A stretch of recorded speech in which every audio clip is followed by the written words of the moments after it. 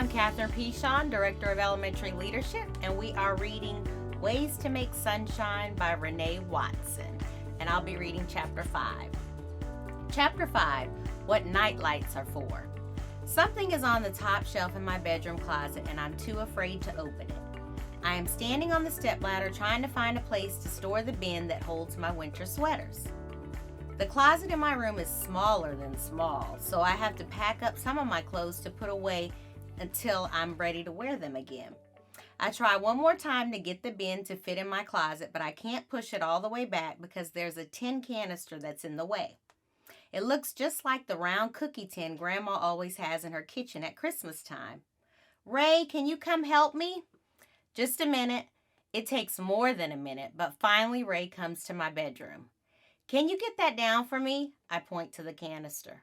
"What is it?" "I don't know." "Whose is it?" "I don't know." "I'm not touching that," Ray says. "I think we should leave it alone." "But my bin won't fit unless we move it." "You mean unless you move it?" Ray steps away from the closet. "What if the person who lived here before left it there?" "Well, if it was that important, they wouldn't have left it." "But what if the person who lived here died and the people who cleaned out the house had no idea that was even there?" I've never thought about who lived here before us. The thought that someone could have died here sends a chill through me. Ray says, "If we open it, the man's spirit could haunt us." "What if it was a woman who lived here?" "I'm pretty sure it was a man." "How can you know that?" "I just know," Ray says. I don't know why him saying this makes me want to open the canister even more. Maybe whatever is inside will prove that the person who lived here was a woman. I reach and use my fingertips to inch the canister to the edge. Then I take it down, walk over to my bed, and open it. 2 seashells, a postcard addressed to no one, a white handkerchief embroidered with purple flowers, dried red rose petals, 3 gold hairpins all clipped on a small piece of cardboard with room for one more. It looks like someone took the 4th one off and never returned it. The hairpins are long and have a cluster of silver tone flowers at the end.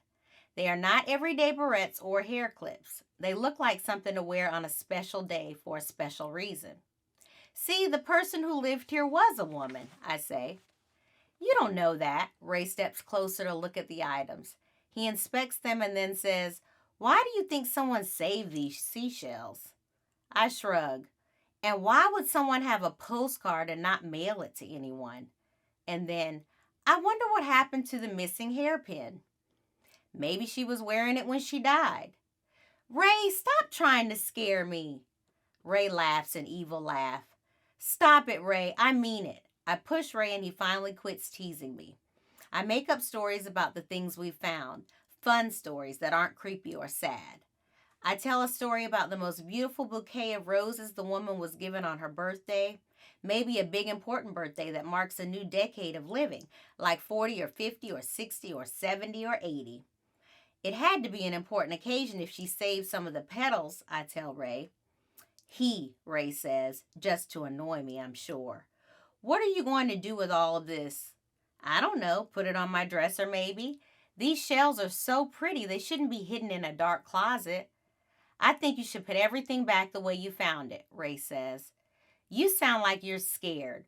What, you think something's going to happen if I keep it out?" "I think it's not yours, so you shouldn't play with it." "I'm keeping them," I say. I put everything back in the canister and set it on my dresser. Ray walks out of my room.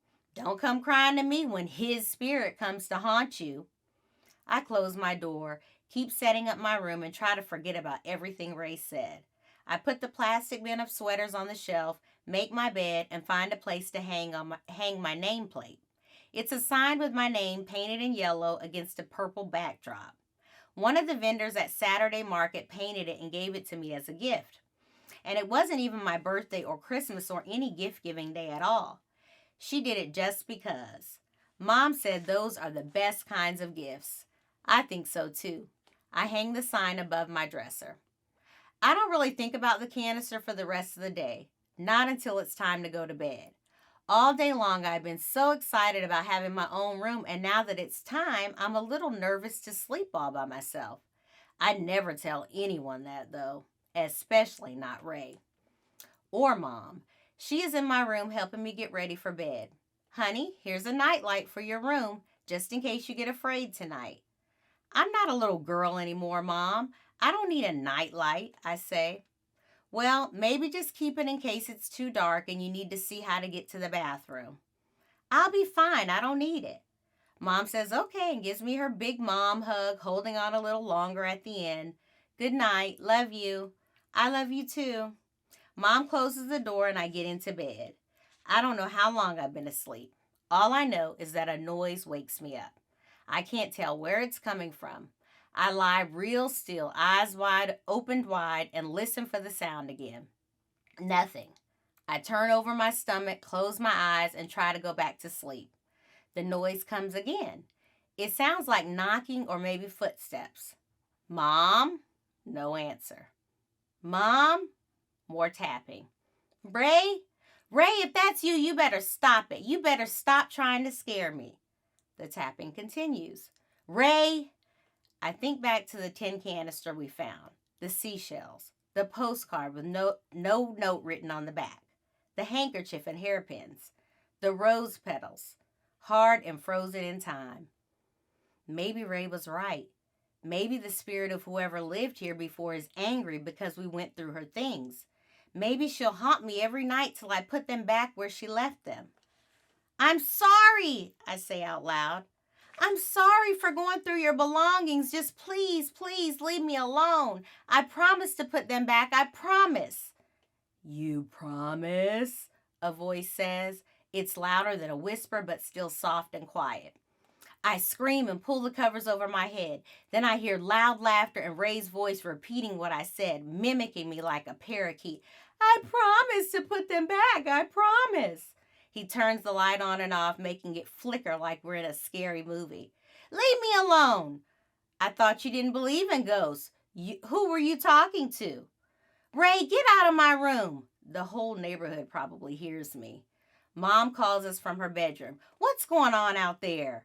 Neither of us answers. Ray, Ryan.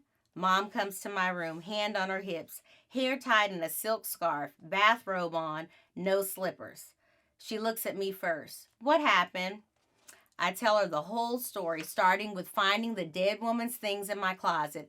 And when I get to the part about Ray scaring me, Ray laughs like he's reliving the moment. And then instead of Mom telling him he ought to be ashamed of himself for being so mean to his little sister, she says, well, Ryan, I told you to sleep with a nightlight.